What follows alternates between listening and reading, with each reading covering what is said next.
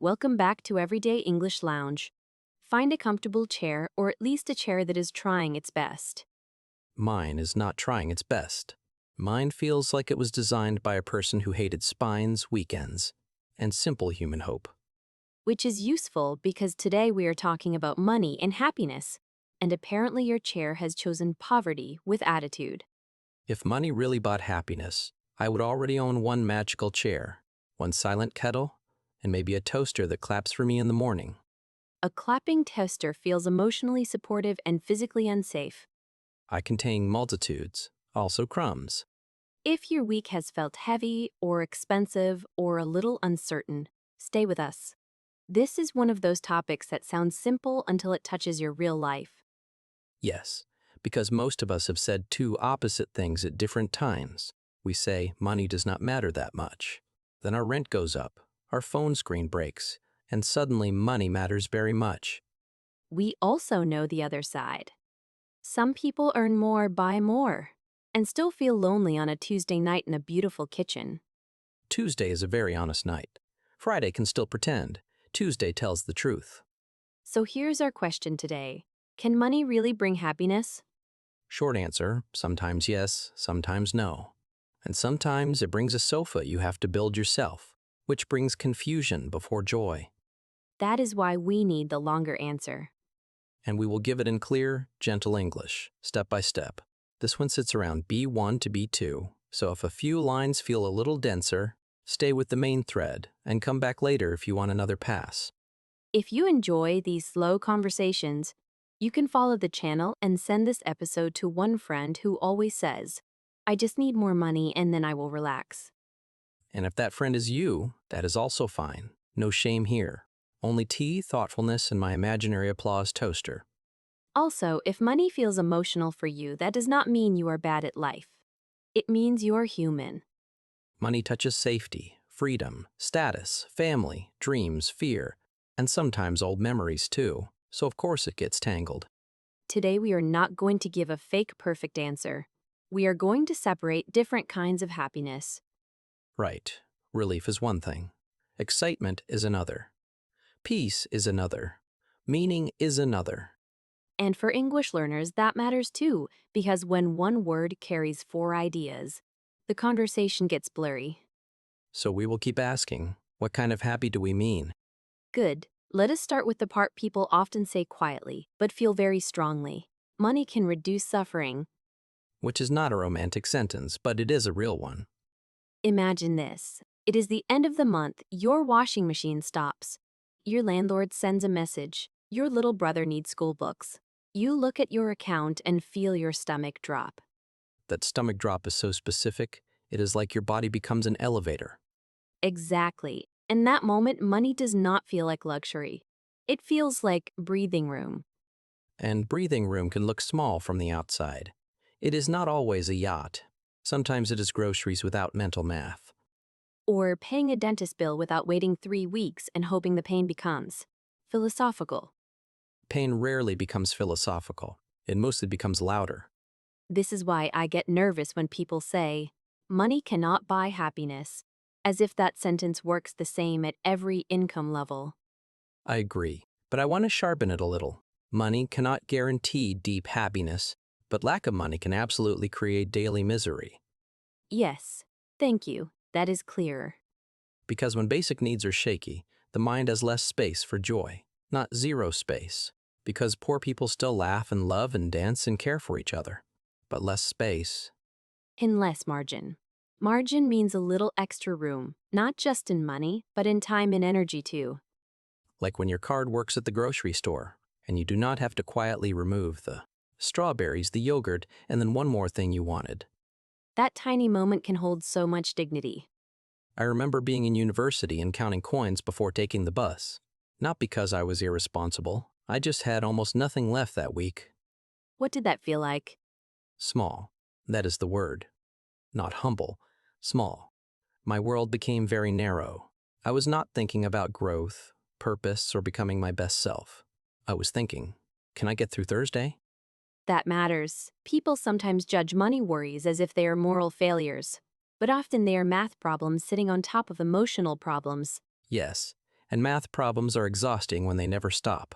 You do not solve them once. You solve them on Monday and they come back on Tuesday wearing a different shirt. Listener, maybe ask yourself this. When you say, I want more money, what are you really asking for? More comfort? More safety? More choices? More respect? A little less fear in the middle of the night? Or just one full night of sleep without waking up at 3 a.m. to remember an unpaid bill and a message you still have not answered. There's a scene I keep thinking about. A woman leaves work late. She stands in a pharmacy choosing between the cheaper medicine and the one her doctor actually recommended. She is tired. Her child is at home with a fever. She's doing mental arithmetic under bright white lights. That is not a happiness problem in the abstract. That is a pressure problem in the body. Right. In a case like that, more money can absolutely create a happier life because it removes fear, delay, and humiliation. But even here, I want to challenge one thing. We should be careful not to say money brings happiness only because it buys nice things. Often it brings happiness because it removes unnecessary pain. Yes, it buys less panic, less exposure, less begging life to wait one more week. And when people have never had that kind of pressure, they sometimes sound wise too quickly. Just be grateful. Thank you, philosopher on the internet. Please say that while paying my electricity bill. Exactly, gratitude is real, but gratitude is not a replacement for rent. That should be on a mug, A very honest mug. sold next to my clapping toaster. There it is, our first dangerous product. We are building an entire fake store today. But let me add a softer side. Sometimes money brings happiness because it allows generosity. You can help your parents, buy a train ticket to visit a friend, replace your father's broken glasses, or take your niece out for noodles without checking every coin. That is true. Money can widen your ability to care in practical ways. Love feels warmer when it can also pay for the taxi home. Not everyone wants luxury. Many people just want to stop saying no all the time. And that can feel deeply human, not glamorous, just human. So our first movement is simple. Money often helps happiness when it creates safety, stability, dignity, and room to breathe. But now we have to turn the coin over, because that is not the whole story. Yes, because if money were a straight road to happiness, every wealthy person would be calm, kind, and sleeping beautifully. And yet the world keeps giving us rich people who look stressed in excellent lighting. Here is the tricky part. After a certain point, more money does not automatically mean more peace. Sometimes it just means bigger decisions, longer emails, and a kitchen island you still cry on. That was unexpectedly poetic. Wealthy sadness can also have granite countertops. Let me tell you about someone I knew. Not close, but close enough to watch his life change. He got a major promotion in his early 30s, bigger apartment, better clothes, business class flights once in a while. On paper, he had won. And in his body, In his body, he looked tired all the time. He answered messages during dinner. He canceled plans. He laughed less. He kept saying, just this year. After this year, it will calm down. that sentence scares me because it can repeat for 10 years. Yes. 1 year became 3. His salary rose again. So did his blood pressure. He could buy expensive headphones, but he had no quiet inside him. That is a painful trade-off. Trade-off means you gain one thing but lose another. In simple words, life gives you a swap. Good phrase. And sometimes people do not notice the swap until much later. They are busy calling it success. Exactly. They think, I am buying comfort. But they are also selling evenings, attention, friendship, or health. I want to be fair here. Some demanding jobs are worth it for a season. Some people need to work very hard for real reasons. Family reasons. Immigration reasons. Debt reasons. I do not want to romanticize low income. I agree, but I will challenge you back. We also should not romanticize endless ambition. Some people stay on the wheel because they are scared to ask, how much is enough? Yes, that is the question. Enough is a powerful word and an annoying word. Annoying because it has no universal number. Exactly. Your enough and my enough are not the same. Also, my enough changes when I walk past a bakery and smell butter, That is not financial planning. That is croissant weather. which is a serious condition. But comparison makes enough move. You earn more, then meet people who earn even more. Your old car becomes embarrassing. Your living room suddenly feels small. Your vacation no longer counts unless it has a view in an edited sunrise. Social media turns normal life into a bad deal. Yes, and then money stops serving you. You start serving the image money can create. I once met a man at a conference who spent most of lunch talking about watches. Not time, watches. A specific and tragic difference. Very. He said one watch meant success, another meant taste, another meant serious achievement. I kept thinking, my friend, you are wearing a wrist-based identity crisis. That is sharp, but I see your point. Sometimes people do not want money. They want what they think money will say about them. Important distinction. Because if money becomes a language for worth, you will never feel fluent enough. Listener, notice what happens in you when someone around you buys something impressive. A car, a house, a phone, even a very beautiful coffee machine. Do you simply notice it, or do you feel smaller? And if you feel smaller, maybe the pain is not about money itself. Maybe it is about comparison, fear, or the story you tell about your own value. Here's another scene. A woman works hard for months to buy the bag she wanted. She finally buys it. For 3 days, she feels bright. She walks differently. She places it carefully on the table when she meets friends. Day 4, it is just her bag. Exactly. Day 5, she sees a more expensive bag. And now the old fantasy has to compete with a new fantasy. This is why spending can feel like drinking seawater. It looks like relief, but it can make you thirstier. Nicely said. And it is not because pleasure is evil. Pleasure is lovely. New shoes can be lovely. Good coffee can be lovely. A hotel bed can feel like forgiveness. That line I fully support. But pleasure is not the same as lasting happiness. Nor is status. And sometimes money even blocks happiness when it makes every choice performative. You do not eat at a place because you like the soup.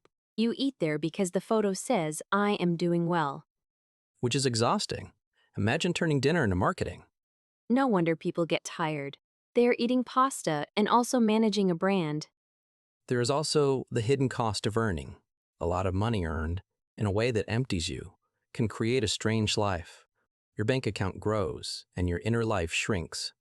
Can I complicate that? Please do. Sometimes people say, I left a high-paying job and found happiness, and the story sounds very clean. But often that choice was only possible because the high-paying job gave them savings. First, Yes, that is a fair correction. Freedom is easier to choose when money has already built a floor under you. right. So again, money matters.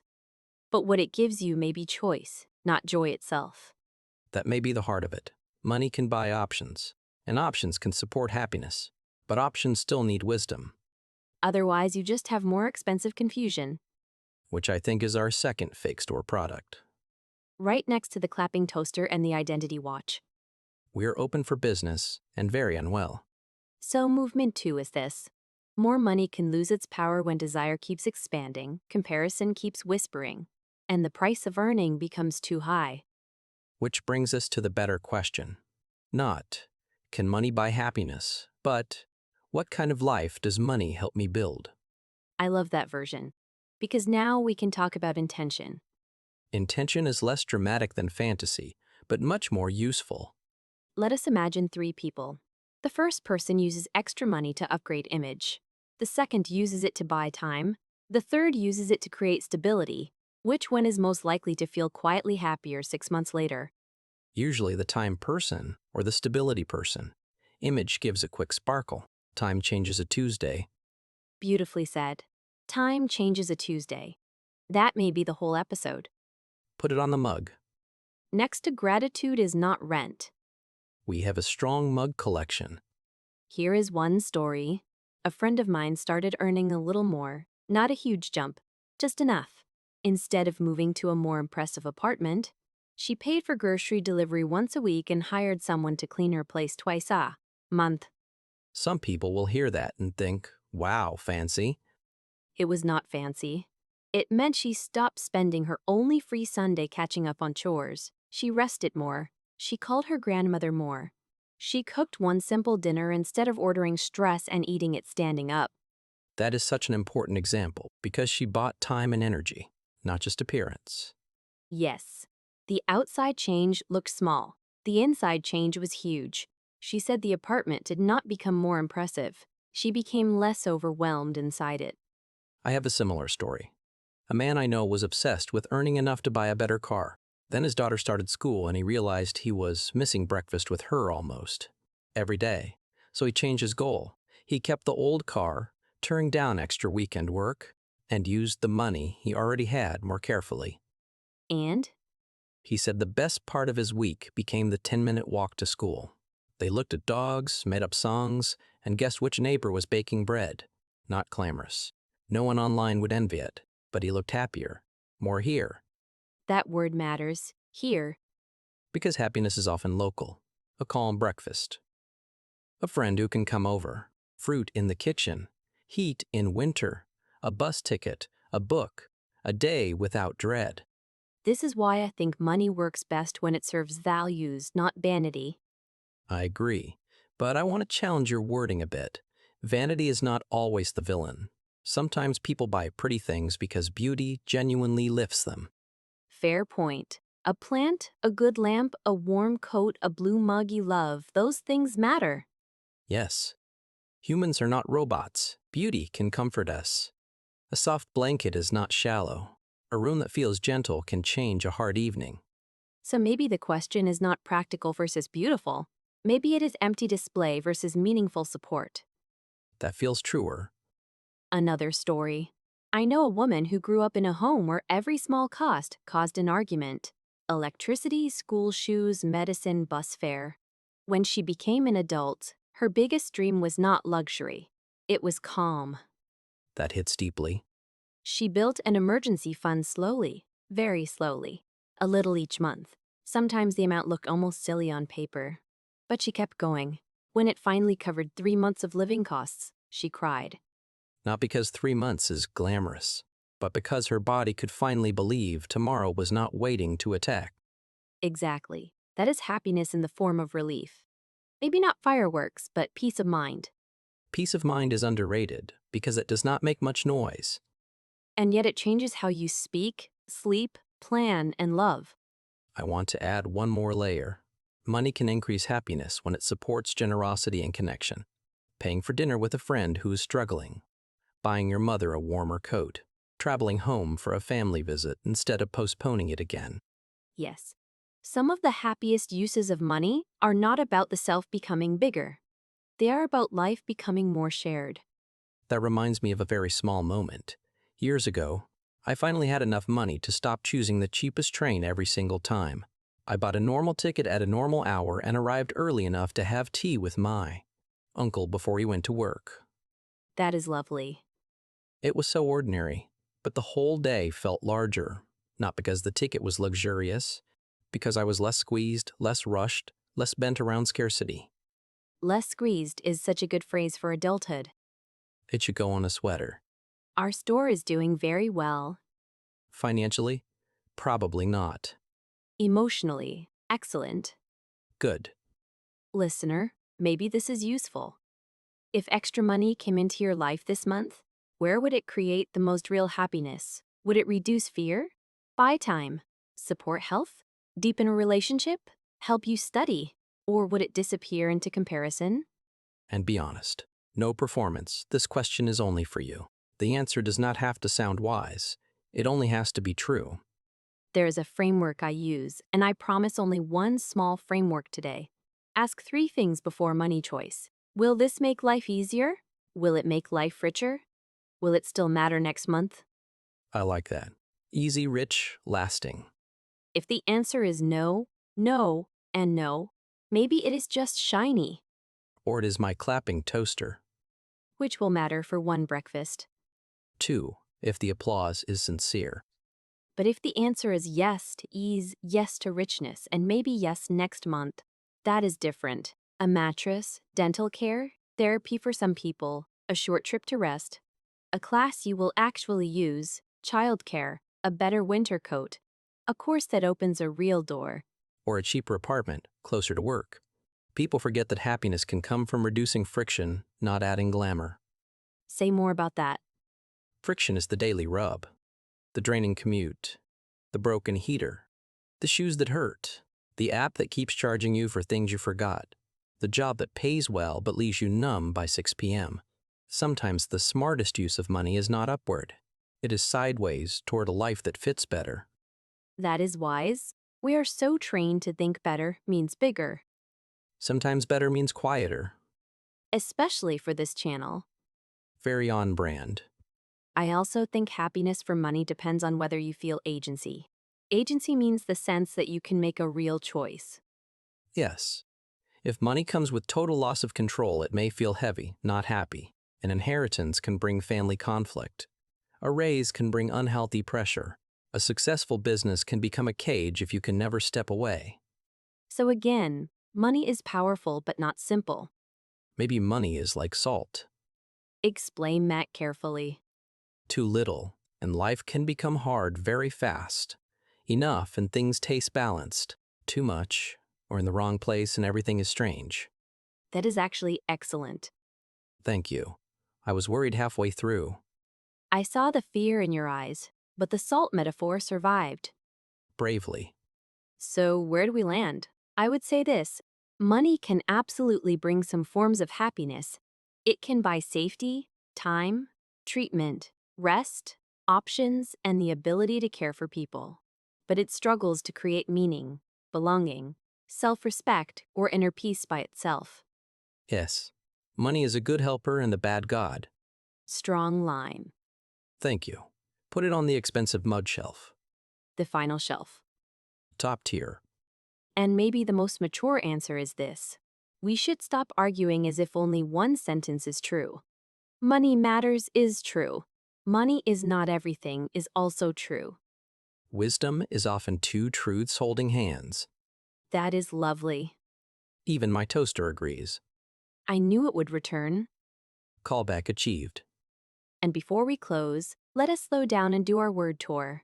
Because this episode had some very useful language in it. 10 good phrases, gentle pace, no identity watches required. Word 1 is peace of mind. It means a calm feeling because you know things are safe. Enough for now. Example, having some savings gave me peace of mind when my phone suddenly broke. Repeat, peace of mind. A little emergency fund gave me peace of mind. Notice this is not big excitement. It is quiet calm, which is often a very adult kind of happiness. Word 2 is afford. To afford something means to have enough money for it without creating a problem somewhere else. Example, I can afford the train ticket this month, so I do not need to cancel my visit. Repeat, afford. Can you afford that right now? This word is practical and common. It does not only mean price. It also suggests whether the cost fits your real life. Word 3 is trade-off. A trade-off is when you gain one thing but lose another. Example, the higher salary was nice, but the trade-off was less sleep and less time with my family. Repeat, trade-off. Every big choice has a trade-off. This phrase helps you sound thoughtful, because life is rarely just good or bad. It is often one benefit and one cost together. Word 4 is enough. It sounds simple, but it can be deep. Enough means the amount that meets your need, even if it is not endless or perfect. Example, this apartment is small, but it is enough for me right now. Repeat, enough. I do not need more. I have enough. This word can feel peaceful but also difficult, because comparison keeps trying to move the line. Word 5 is compare. To compare means to look at one thing next to another thing and judge the difference. Example, I was happy with my salary until I started comparing it with everyone else's. Repeat, compare. Try not to compare your life all day. Very useful word. Comparing can be helpful sometimes, but too much comparing can quietly steal satisfaction. Word 6 is cushion. In money talk, a cushion means a small protective amount that softens trouble. Example, I keep a little cash cushion so a surprise bill does not become a crisis. Repeat, cushion. We need a financial cushion. The image is nice here. A cushion makes something hard feel softer. In life, a money cushion can make a difficult week less frightening.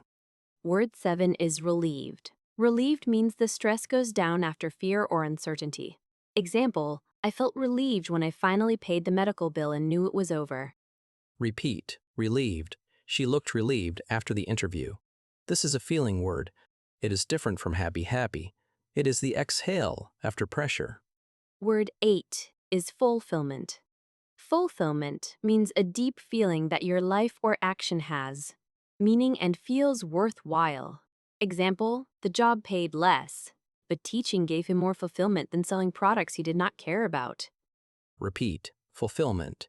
Money gave comfort, but friendship gave fulfillment. This is a richer word, but still useful at your level if you connect it to meaning, purpose, and feeling truly satisfied. Word 9 is lifestyle creep. This phrase means your spending slowly rises when you're fursing.